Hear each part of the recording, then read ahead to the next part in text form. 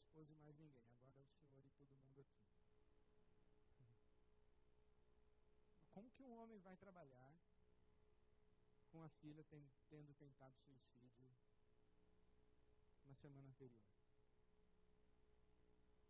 Como se pode cobrar produtividade de um homem assim?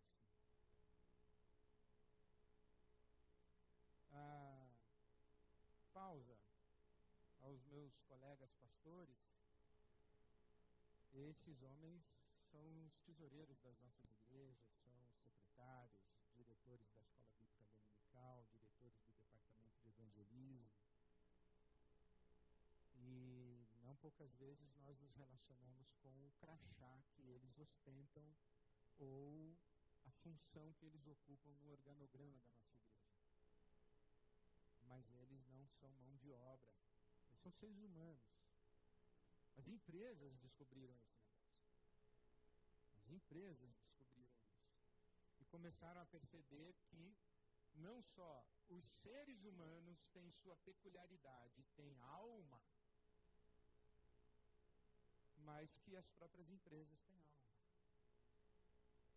E eu tenho tido o privilégio de conhecer muitos profissionais cristãos que nos seus ambientes de trabalho, nos seus ambientes corporativos, têm influenciado profundamente a alma de suas empresas. Porque se as empresas descobriram, nós cristãos sabemos disso já faz muito tempo. O que nós nunca imaginamos é que as empresas gostariam de nos ouvir, a nós pastores, a nós profissionais cristãos. E que a nossa função dentro da empresa seria cuidar da alma da empresa e da alma das pessoas que trabalham conosco. Há bem pouco tempo atrás, as empresas gostavam de ouvir os neurolinguistas, os profissionais do mercado de autoajuda, os atletas de alto rendimento, os artistas e outras coisas mais, como mágicos, por exemplo, ou celebridades. O sujeito ganhou o Big Brother, vai falar na empresa. O que um sujeito desse tem para falar, que ganhou o Big Brother? Só que as empresas já descobriram isso também. Que existe uma ação de recursos humanos que é motivacional, mas que se esvazia em pouco tempo. Existe uma ação que é técnica, o sujeito vai fazer uma palestra sobre logística. Mas existe uma outra dimensão que precisa ser cuidada dentro das empresas, que é a questão do desenvolvimento humano, da transformação pessoal, da qualidade das relações, das emoções tóxicas no ambiente de trabalho, e da própria cultura corporativa e da alma da empresa. E quando as empresas descobriram isso, elas começaram a chamar os rabinos, os padres, os pastores, para falar sobre isso. Porque quem pode falar sobre alma, senão um religioso? Eles começaram a nos chamar para fazer isso. E aí, então, quando nós chegamos lá, nós nos deparamos com uma realidade desconhecida para nós. E foi essa a minha experiência. Quando eu cheguei no mundo corporativo, eu falei, eu não conheço nada disso aqui. E eu não posso tratar esse pessoal como eu trato a Igreja Batista de Água Branca. E eu não posso fazer uma palestra para esse auditório de profissionais da empresa X, como quem fala no domingo de manhã lá na igreja. Não é culto. E isso é bastante interessante. Como é que a gente vai aprendendo a falar de espiritualidade dentro das organizações. Então eu fui pesquisar o que eles entendem por espiritualidade.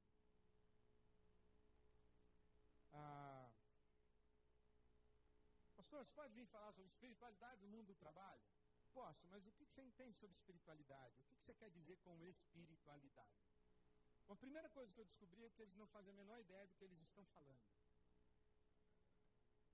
Então eu fui pesquisar e fui buscar nas prateleiras os livros que falam de espiritualidade no mundo do trabalho. Eu descobri que eles estão falando sobre uma força superior. O que é até interessante. O pessoal já descobriu que tem uma força superior, já é bom. E que essa força superior, ela não aparece só no palco da Universal do Reino de Deus. Ela aparece também na tesouraria do banco. É bom que eles saibam isso. Que existem forças superiores que atuam dentro dos templos, que atuam nas encruzilhadas, mas há forças superiores que atuam muito no Planalto Central, nas prefeituras das cidades, nos bancos, nas multinacionais. Essas forças superiores, elas atuam na indústria do petróleo, na indústria farmacêutica. As forças superiores atuam na indústria de telecomunicações. As forças superiores querem influenciar gabinetes de governadores. Forças superiores. Então é interessante, forças superiores. Mas cada um vai tratar das forças superiores como acha. Mas eles estão falando de forças superiores. Outra coisa que eles pensam que é espiritualidade é ética. É ser honesto, falar a verdade. Então, a nossa empresa é espiritual. Por quê? Aqui a gente faz tudo by the book, a gente faz tudo direitinho, a gente é honesto, íntegro, paga imposto, registra funcionário, não vende uma mercadoria sem nota. Então, é uma empresa espiritual. Estão falando de ética, estão falando de relações honestas, né? Tem até aquela história do pai que passou um negócio para o filho, um negócio muito bem sucedido, viu, pastor Valdo? Bem sucedido. Aí o filho falou assim: papai, qual o segredo do sucesso do nosso negócio? Honestidade e sabedoria. Como é isso, papai? Honestidade, meu filho. Se você prometeu entregar a mercadoria dia 12, entregue dia 12, meu filho. Honestidade. E sabedoria, papai? Nunca prometa entregar a mercadoria dia 12. Então, na verdade, as empresas, quando estão falando de ética, elas estão falando de integridade, de moral e ética, tá bom? É espiritualidade. Outra coisa que as empresas falam como espiritualidade, elas falam de espiritualidade como modelos de liderança. Modelo de liderança de Jesus, a liderança servidora, o método beneditino de liderança. O Dalai Lama fala sobre liderança no trabalho. Liderança. Modelos de liderança. Você pode ser um líder igual o general MacArthur, mas você também pode ser um líder como Gandhi. Completamente diferente uma coisa. Você pode ser um líder como... tem, por exemplo, você encontra livros do tipo Liderança Pitbull. Tem esse livro para você comprar. Vendedor Pitbull. Mas tem também o maior vendedor de todos os tempos, que é Jesus. E tal. Então, eles estão falando de modelos de liderança e pegando figuras religiosas ou humanitárias, inclusive de filósofos. Platão ensinando liderança, Sócrates ensinando liderança. Então, modelo de liderança. Eles falam também de espiritualidade como sendo religião. Então, você vai na padaria do seu bairro, tem lá, no cantinho da padaria, tem lá o santinho lá em cima, né? Tem isso muito, o pai de santo vai lá benzer a oficina, o padre vai lá também com a água benta, o pastor também vai lá amarrar os demônios e amarra tudo. Eu falo para esse pessoal, o demônio a gente não amarra, pessoal, a gente solta e manda embora, porque fica amarrado lá, vai ficar lá. Então você te soltar e mandar embora. Mas então é religião no ambiente de trabalho. Por exemplo, um empresário cristão me chamou e falou: pastor, eu queria desenvolver um projeto de espiritualidade na minha empresa. Falei: o que você está querendo fazer? Falei: eu quero fazer grupos de estudo bíblico e oração. Falei: não, isso aí é um projeto religioso, não é um projeto de espiritualidade. Isso aqui é religião, você quer botar todos os seus funcionários para orar. Isso é religião. Então, tem que separar. Por isso que eu falei que quando eu cheguei lá, eu falei: e agora? Como é que eu vou falar assim, Jesus abençoe vocês? Aí tem um que é macumbeiro, um que é ateu, outro que é evangélico, outro que é espírita, outro que é católico, tem um outro que é Hare Krishna, tem de tudo. O mundo corporativo é o que a gente chama do espaço laico. Ele não pode ter uma religião. Né? Inclusive isso da questão trabalhista pesada, né? Você mandar embora um sujeito porque ele é macumbeiro. Por que você está mandando o sujeito embora? Porque você é macumbeiro, você não então, comigo macumbeiro no trabalho. Isso dá uma questão trabalhista, isso é discriminação, etc. Né? Então, você está dentro do ambiente corporativo, você está num espaço que não é religioso. E como é que você fala de espiritualidade dentro de uma empresa onde você não está falando de religião? Na palestra que eu fiz, o irmão da nossa igreja falou: pastor, tem uma boa má notícia para o senhor. Eu falei: qual é? A boa é que o senhor vai fazer uma palestra lá para 450 gerentes e diretores da minha multinacional que eu trabalho. Eu falei: essa é boa, aí é ruim. A ruim é que você não pode dizer que é pastor nem levar a Bíblia. Eu falei: como é que eu vou lá? Porque eu que eu sou pastor e uso Bíblia. Então, como é que eu faço? Aí já é um problema do senhor. Já acabei a palestra, agora o senhor se vira. Mas é verdade, eu chego lá e eu estou num espaço que não é religioso. O que eu faço? E foi a partir dessas experiências, dessas observações, dessas leituras e de tudo mais, que eu fui tentando construir para mim mesmo um conceito. No primeiro momento, eu estava tentando construir um conceito para saber o que fazer nas minhas inserções no mundo corporativo como pastor, palestrante, convidado para participar em convenção de vendas, em conferência anual de tal, e arbitrar conflitos de relacionamentos dentro das empresas, etc. Fui chamado para tudo que é coisa. E num segundo momento eu percebi que a minha vocação e o meu chamado não era tão necessariamente para eu ir para o mundo das empresas, mas para que eu reunisse os profissionais cristãos e falasse para eles, profissionais cristãos: olha, vocês estão lá todo dia e vocês têm que fazer diferença lá. Então eles viram para mim e dizem: e então, pastor, como é que a gente faz isso? Eu sei lá. Bom, mas o senhor é nosso pastor. Aí eu viro para eles e eu falo assim: eu sei explicar Gálatas 2, que fala sobre circuncisão e incircuncisão. Eu falo: pastor, isso aí na minha empresa lá não tem nada a ver. Você explicar Apocalipse, as 7 possíveis interpretações da palavra anjo. Pastor, também lá na convenção de vendas lá da nossa empresa. Certo. Eu posso explicar Romanos, a palavra carne, diferente, sarx e soma. Explicar para o pessoal que carne em Romanos às vezes é sarx, às vezes é soma. Pastor, isso aí também não vai dar certo lá, né? Então, posso explicar batismo por imersão, aspersão, a fusão. Posso fazer uma palestra sobre ser pós-milenista, pré-tribulacionista. Não, pastor, isso aí também não vai funcionar. Posso discutir as teorias soteriológicas. Calvinismo, arminianismo. Pastor, também não vai funcionar. Isso aí ninguém está lá querendo saber disso. Pô, o pessoal da tua empresa é tudo pagão. Eu falei: então, é tudo pagão. Não adianta eu vir com essa conversa. Isso é papo de escola dominical. Aí eu descobri também o seguinte: se eu estou falando do púlpito da minha igreja, uma coisa que na segunda-feira não resolve nada para ninguém que está me ouvindo, por que eu estou falando aquelas coisas?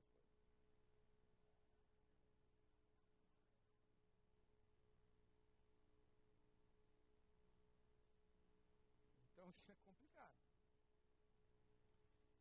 Aí eu fui pensar, fui orar, fui estudar, fui conversar, fui ouvir as pessoas. E cheguei a algumas conclusões simples. Eu queria repartir com vocês. A primeira,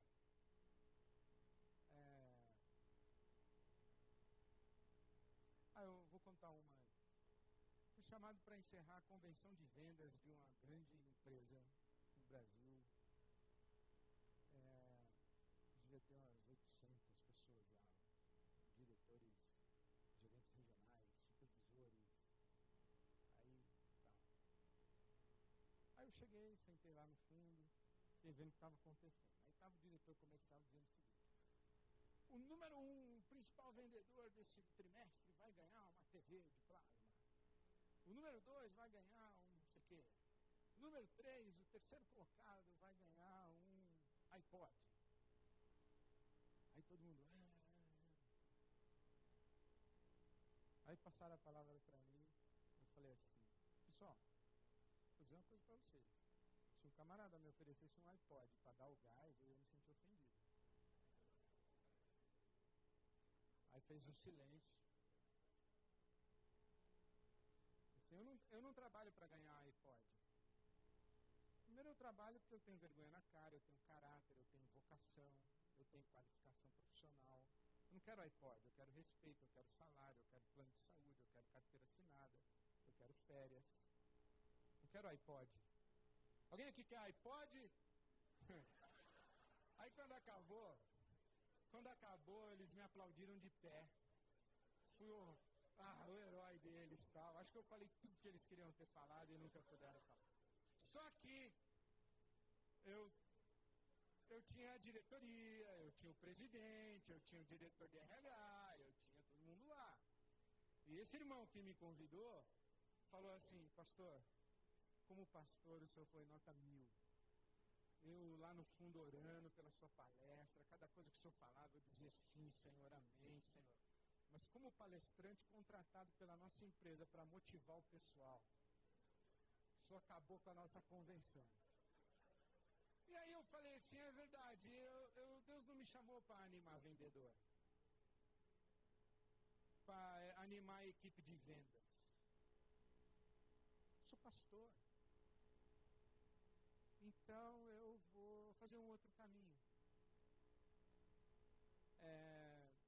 A gente ganha muito mais dinheiro lá do que sendo pastor.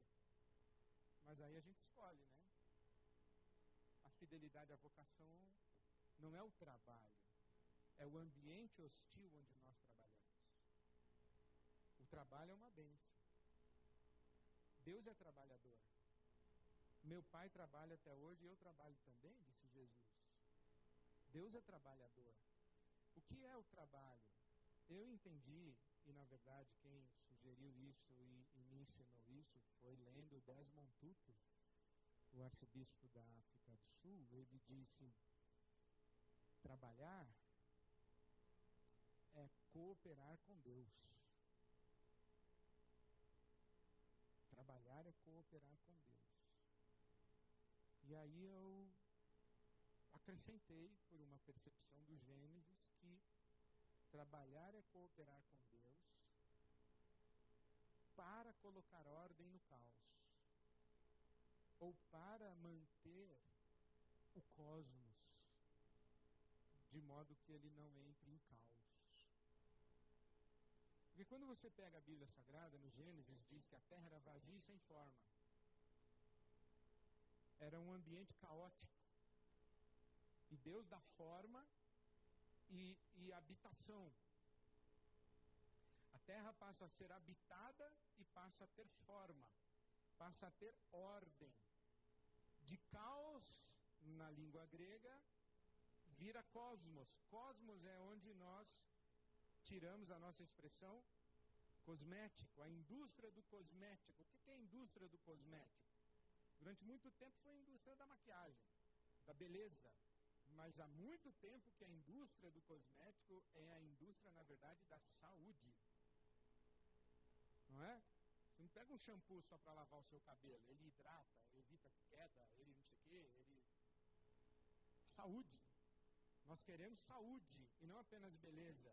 E esses dois princípios estão interligados. O que é saudável é belo. E o que é belo, se não é saudável, é fake. Aí sim é maquiagem. Não é? Aqui, um organismo saudável tem vitalidade, tem viço, tem brilho, tem beleza. Então o cosmos o que é? É uma ordem harmônica e bela. E o caos? É desordem, desarmonia, conflito e feiura.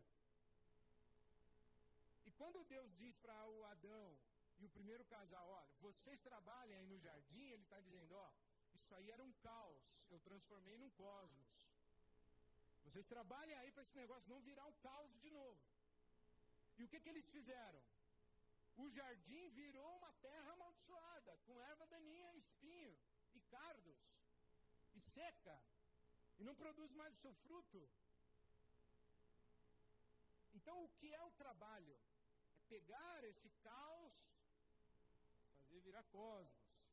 É trabalhar nesse cosmos, nessa harmonia bela que Deus nos dá, para não deixar virar cosmos. Por exemplo, a sua cozinha. caos ou é um cosmos? O quarto do seu filho é um caos ou é um cosmos? A sua mesa de trabalho é um caos ou é um cosmos? Né? O trânsito da cidade é um caos ou é um cosmos? Né? E o problema do trânsito da cidade não é apenas que ele atrapalha que a gente não chega mais rápido onde a gente tem que chegar. O problema do trânsito da cidade é que ele atrapalha a ambulância, ele atrapalha bombeiro. O problema do trânsito da cidade é que ele faz a gente perder reunião de negócio, faz a gente perder contrato, faz a gente perder aula, faz a gente atropelar motoboy, faz a gente passar por cima de ciclista. E aí você diz assim, esse caos, o problema não é que ele é um caos e tenha paciência. O problema é que ele é um caos que faz vítimas. Tem gente que morre por causa desse caos. O problema do orçamento da saúde no Brasil, isso é um caos. Mas daqui a um tempo, vamos ter paciência que o governo vai organizar. A questão não é ter paciência, é que tem criança morrendo. É que tem mulher morrendo. É que há muita gente que poderia estar viva se houvesse um tratamento médico adequado, se houvesse equipamento hospitalar para fazer um exame, se tivesse médico para prescrever uma consulta, se tivesse remédio para atender a consulta, a receita que foi prescrita. Então tem gente morrendo. Por exemplo, sabe qual é a principal causa de mortalidade infantil no Brasil? Água suja. Esgoto a céu aberto. As nossas crianças estão morrendo. Por quê? Porque não tem esgoto nas nossas cidades. Então não é uma questão de ter paciência. Porque quem morre não tem paciência. E não dá para ter paciência com vidas humanas sendo sacrificadas. O desemprego, né? O que é a angústia de um pai de família desempregado? Desemprego da depressão da suicídio. Sabe que você ficou desempregado? Você ficou assim? Não é só porque eu fiquei desempregado.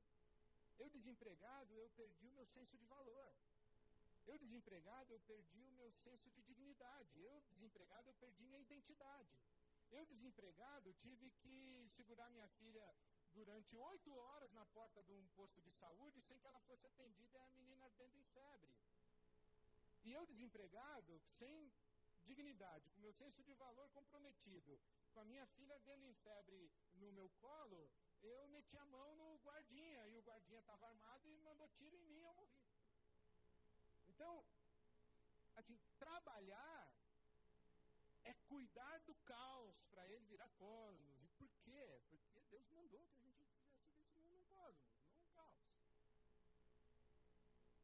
E quando eu entendi isso, que trabalhar é cooperar com Deus para colocar ordem no caos, e que a gente tem que colocar ordem no caos, porque isso tem vidas humanas que estão em jogo, aí eu entendi também a importância de todo tipo de trabalho, porque a gente pensava assim, eu fui chamado para o ministério, logo eu fui chamado para ser pastor ou missionário. Mas por que um irmão não pode dizer, eu fui chamado para medicina, eu fui chamado para ser professor, eu fui chamado para ser dentista, eu fui chamado para ser mecânico, eu fui chamado para ser engenheiro civil, eu fui chamado para construir viaduto que não desmorona, não cai. O meu chamado é esse. Eu fui chamado para inteligência de mobilidade urbana, eu fui chamado para cuidar do metrô, eu fui chamado para ser piloto de avião, comissário de bordo, eu fui chamado para ser enfermeiro, eu fui chamado para ser coletor.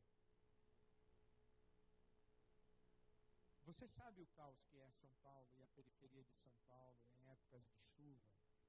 Porque as estruturas subterrâneas de esgoto e as galerias da cidade estão entupidas com lixo.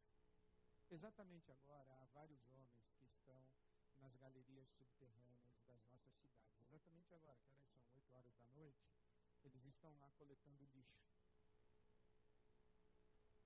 Estão coletando lixo para quando chover a água ter por onde escoar, não inundar a periferia, não acumular água suja, não ter mosquito de dengue e a criançadinha da periferia não morrer com doença de água de esgoto. Por quê? Porque agora, exatamente agora, tem um camarada na galeria subterrânea de São Paulo tirando lixo. Mas ele não foi chamado para o ministério, ele tira lixo. Dá para entender onde nós chegamos e como nós fomos longe? Pense se todos os dentistas da cidade de São Paulo resolvessem ser missionários na Índia. O que aconteceria? É bom ter dentista, é bom ter advogado, contador. Tem que ter caixa no banco.